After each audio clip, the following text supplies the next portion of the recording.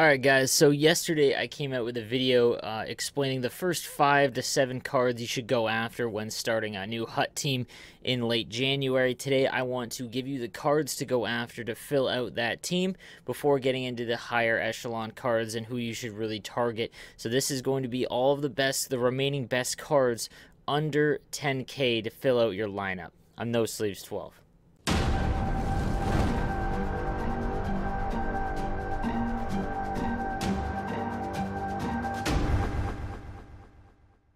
Alright guys, so let's start with the rest of your team after you acquire those 7 I showed you in the other video so that you have BU.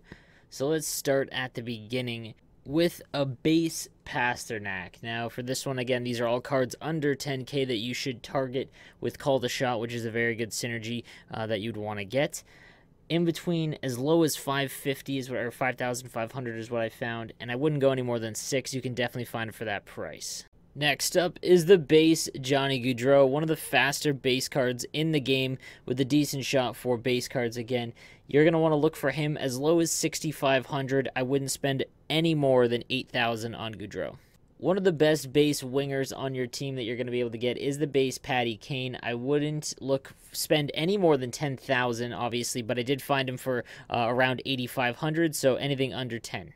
Here is your first line center. Again, I'm going to talk about face-off stats in a little bit because they are lower on base cards. I wouldn't go any more than 10,000, but I was able to find him for around 8, so you can definitely find him for that price. Next, we've got the base Artemi Panarin. Again, you're going to notice a theme here, speed and shot. Those are the only things you should really care about this early on when building a team. I found him as low as 5,500. I wouldn't spend more than 6. Another winger for our team, if you saw my first video, but the first 5 players to go after, you'll see that his teammate Sagan would already be on the squad. I wouldn't go any more than 5,000 for Jamie Benn. I found him as low as 4,500. One of the non-base cards on our team, Thanksgiving Johansson.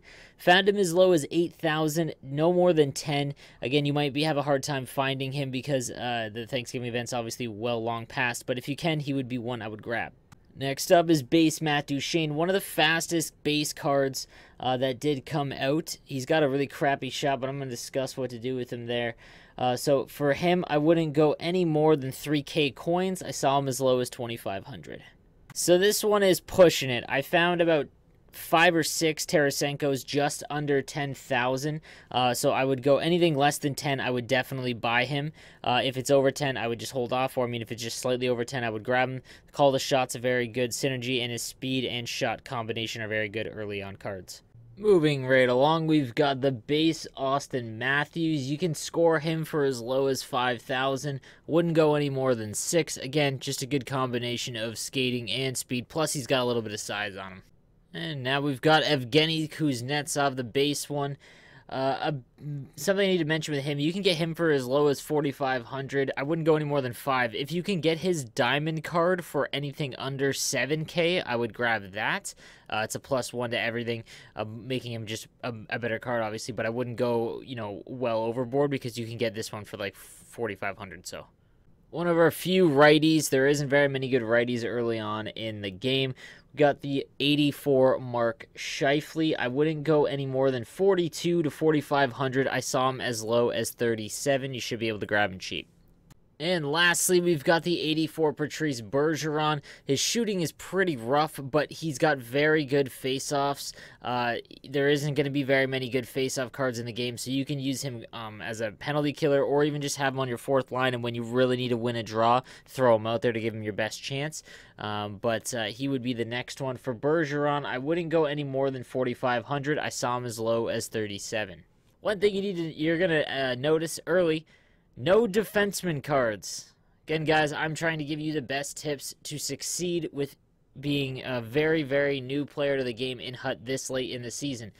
When they lowered the overalls for everyone this season, defensemen specifically, their rating may be an 85 or higher, like an 86 to base Carlson, but their shot took a huge huge nerf when it comes to those stats. There is no reason to not play any of these forwards over the cards that are 10,000 and under and on defense. I understand if you hate having forwards on defense. I don't like it either. I'm just providing you content to help you succeed as best you can in NHL 19 HUT. So let's go over the lineup we've got here. Again, you want to have righties on the left wing, lefties on the left wing, and then obviously opposite-handed defensemen as well to set up those one-timers. So the first line I've got Pastrnak, McKinnon, and Tarasenko. Obviously, those are your faster cards, with Tarasenko having a dynamite shot, so he's going to be someone good down the wing. If you watched my prior video, the 5 cards that we had selected for the first 5 to make sure that BU was activated, BU's the +3 to speed, it's obviously one of the most important synergies. So Sagan was one of the cards to grab. He's one of the best base cards that has BU. And then we have Matthews with Patrick Kane, who's a key card because, again, that speed and shot combination early on is very, very helpful. Then we've got Patrice Bergeron with that face-off stat, and Kuznetsov and Jamie Benn. Doug Gilmour, he has BU, and he's also got a really good shot. You can put him on defense as well. I just threw him down here because if you need to win a draw, he's got a pretty good face-off stat. Thanksgiving Johansson and Nikolai Ehlers with BU. And then on defense, Artemi Panarin and Gaudreau. You want to prioritize speed mostly. Whoever's fastest, you kind of want to put higher in the lineup. Let's move Duchesne up there.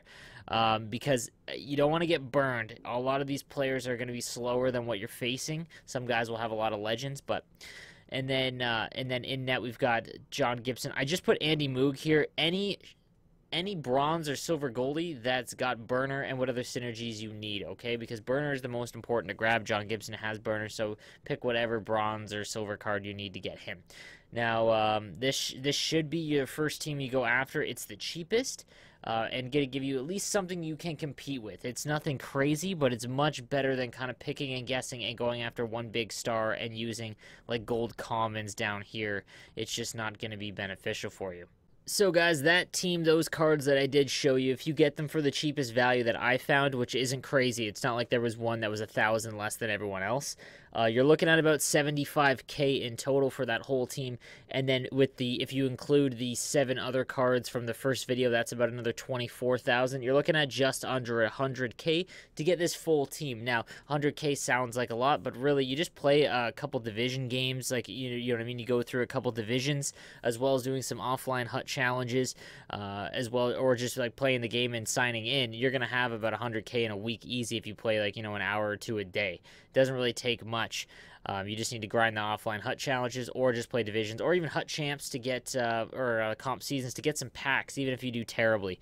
But this team is going to set you off on the right footing, and it's the best team that you can get with each card being under 10K. And, if you're playing one division, you can get one card at least for sure through each division that you've played, because you're going to get about 10,000 from running one division season. So just something to keep in mind, guys. So I hope you liked the video. Subscribe if you don't. I really appreciate it. If you want to see anything else specifically, or you have any of your own ideas, let me know in the comments section. What I'm going to do now going forward is I'm going to increase the amount of coins so that you guys know who to target in a certain coin range as you build your team. This is just, again, like I said, the best team that you can buy with each player being under 10K right after you open your starter pack. So guys, again, thanks for watching. I'm NoSleeves12. You guys have a great one.